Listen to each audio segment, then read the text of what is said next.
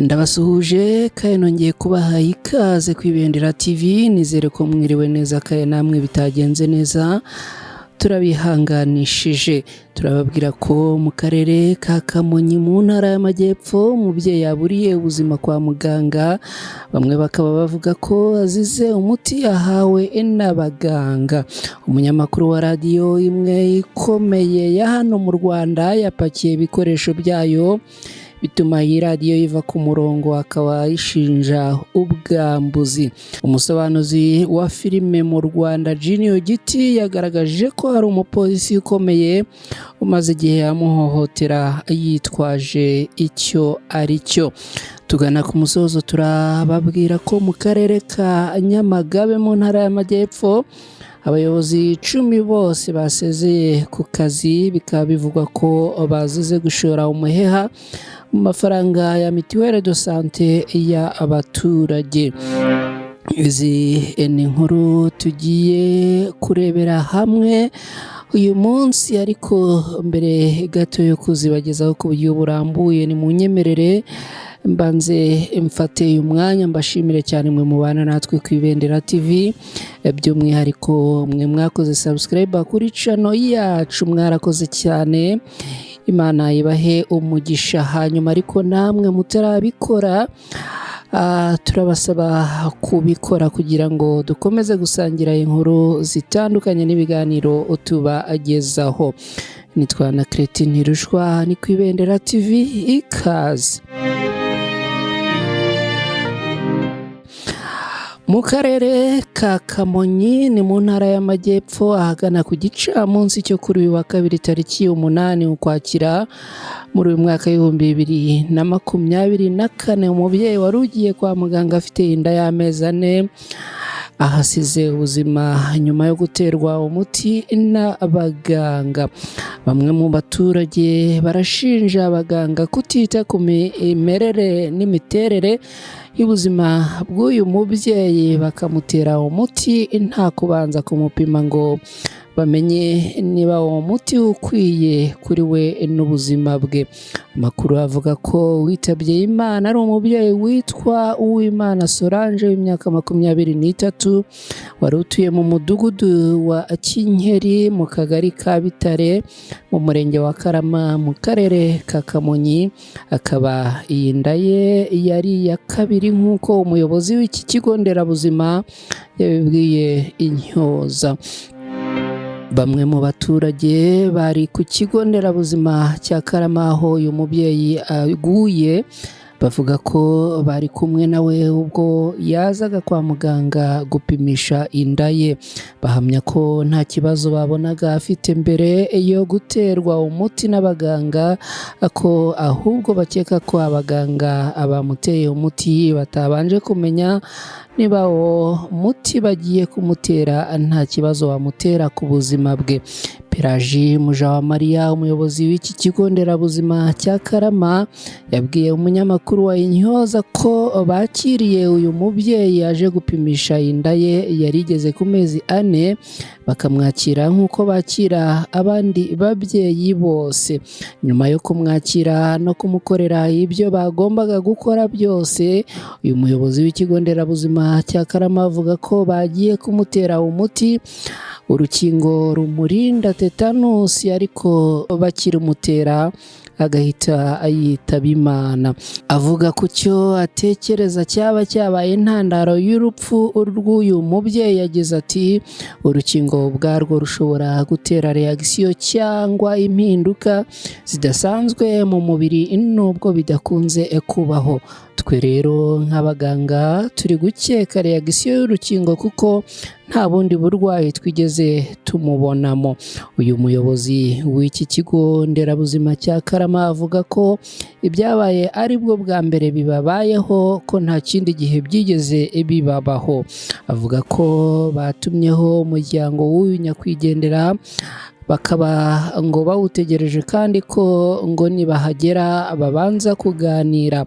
Ahamya ko ubuyobozi bw'ibitaro bya Remera Rukoma bireberera ibigo nderabuzima muri aka karere ka Kamonyi babimenyesheje iki kibazo.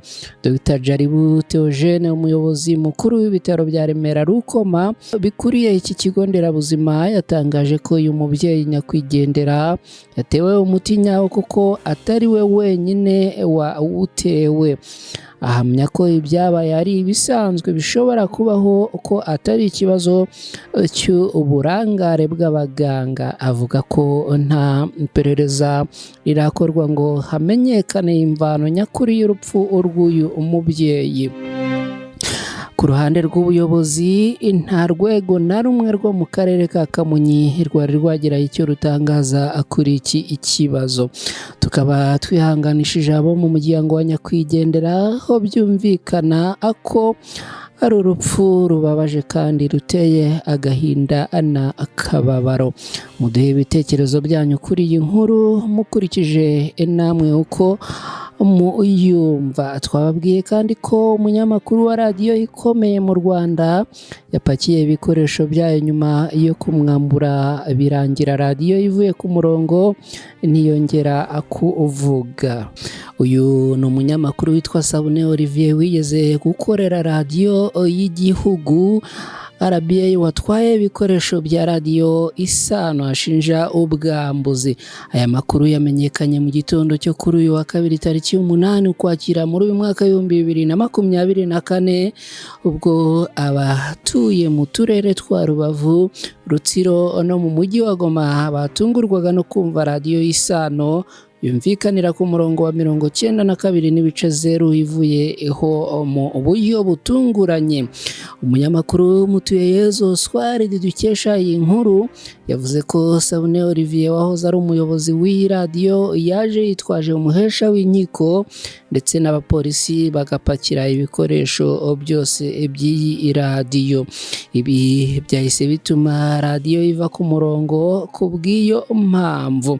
Kugeza ubu ubuyobozi bw'iyi radiyo ntacyo buravuga kuri aya makuru, hakaba kandi hatigeze hanamenyekana umubare nyawo w'amafaranga uyu munyamakuru yaba aberewemo n'iyi radiyo. Twihuse reka tuvuge no kuri Giti wamamaye mu gusobanura filime hano mu Rwanda. Akaba yamaze gutangaza ko hari umupolisi ukomeye umaze igihe amuhohotera yitwaje ubushobozi afite. Uyu musobanuzi wa filime akaba n'umujyanama w'abahanzi mu Rwanda Bugingo Boni wamenyekanye nka Giti, yatangaje ko hari umupolisi mukuru umuhohotera. Uyu ngo akaba ari komanda wa polisi ya Ntarama mu Bugesera, ni mu ntara y'Iburasirazuba, nk'uko Giti yabigaragaje mu butumwa yahaye polisi y'u Rwanda binyujije kuri Twitter. Ni ubutumwa yashyize ahagaragara avuga ko atangajwe cyane n'umupolisi mukuru witwaza ubushobozi ranka afite akica amategeko akamuhohotera. Aha Giti yagize ati, cyakoza ndumiwe, sinari nzi ko muri kino gihe tugezemo umupolisi mukuru yitwaza ranka afite akica amategeko ayareba, ku buryo yoshya akomanda ngo amhohotere birengagije icyo amategeko ateganya. Uyu musobanuzi wa filime mu Rwanda nta byinshi yifuje gutangaza kuri iki kibazo, gusa yongeyeho agira ati, andi makuru arajya hanze buhoro buhoro. Nyuma y'igihe gito uyu musobanuzi wa filime mu Rwanda yashyize ubutumwa hanze, polisi y'u Rwanda yahise imwandikira imusaba ko yatanga nimero ye ya telefone kugira ngo atange amakuru iki kibazo gikurikiranwe. Ni ubutumwa bwagiraga buti, muraho, mutwandikire muduhe nimero zanyu za telefone tubavugishe, muduhe amakuru arambuye kuri iki kibazo tugikurikirane, murakoze. Giti nawe adatinze yahise asubiza ubu butumwa agira ati, ni komanda wa Ntarama uhora iwanjye akampagarikira ibikorwa by'ubuhinzi kandi mfite icyangombwa cy'ubutaka, buri uko aje aba afite undi muntu umuhaye itegeko kuri telefone ntaramenya uwo ari we yita afande. Inkuru y'irengana ya Giti yarangiriye aho gusa polisi y'u Rwanda twizere ko izakurikirana iby'iki kibazo kigakemuka, bitabaye ibyo byaba abigayitse bikaba n'isura mbi kuri polisi y'u Rwanda. Iyi nkuru nta byinshi twifuza kuyivugaho, gusa ikizajya hanze cyose kuri iyi nkuru tuzakibagezaho mu nkuru yacu ubutaha. Tuganye ku musozo, ariko reka twerekeze mu karere ka Nyamagabe. Haravugwa inkuru y'abakozi 10 bose basezeye ku kazi. Intandaro ikaba ari uko ngo bashobora kuba bakekwaho kuba barakojeje umuheha mu mafaranga ya mituweli z'abaturage. Mu karere ka Nyamagabe ni mu ntara y'Amajyepfo mu murenge wa Musebeya, haravugwa inkuru y'abakozi 10 b'umurenge wa Musebeya basezeye ingunga imwe mu kazi, aho bakekwaho gushora umuheha mu mafaranga abaturage batanga ya mituweli. Bwiza itangaza ko aba bakozi basezeye ari ba gitifu b'utugari 6 n'abakozi 4 bashinzwe ubukungu n'imibereho myiza y'abaturage SEDO. Amakuru yizewe avuga ko aba basezereye rimwe bari imbere ya komite nyobozi y'akarere ka Nyamagabe yateranye kuri uyu wa 7 Ukwakira muri uyu mwaka w'2024, ikanenga imikorere yabo idahwitse mu gushora umuheha mu mafaranga y'ubwisungane mu kwivuza mituweli de sante atangwa n'abaturage. Aya makuru akaba yemejwe na gitifu w'umurenge wa Musebeya Nkurikiyinka Pierre, aho yavuze ko aba bose banditse amabaruwa asezera ku bushake bwabo. Gitifu Nkurikiyinka yakomeje avuga ko ubuyobozi bw'akarere bugiye kureba uko buhita butanga abandi bakozi basimbura abagiye, hakirindwa kudindiza serivisi zigenewe abaturage muri uyu murenge. Abaturage bizejwe ko nta kibazo bari bugire kuko ngo hari abamaze gukora ibizamini bategereje amabaruwa abashyira mu kazi. Muri aba bose basezeye nta n'umwe uragira icyo yifuza gutangaza. Tuganye ku musozo rero nshuti bakunzi bacu, twizere ko mukomeje kugenda mumererwa neza, ariko namwe hirya aho iwanyu niba hari inkuru mwifuza kuduha mugiye mutubwira nta kibazo. Ndashimira kandi mwese muduha ibitekerezo byanyu, mwese turabashimira cyane, kandi ibitekerezo byanyu turabibona, nubwo yenda rimwe na rimwe tutabisubiza ariko turabibona kandi ni iby'agaciro kuri twe.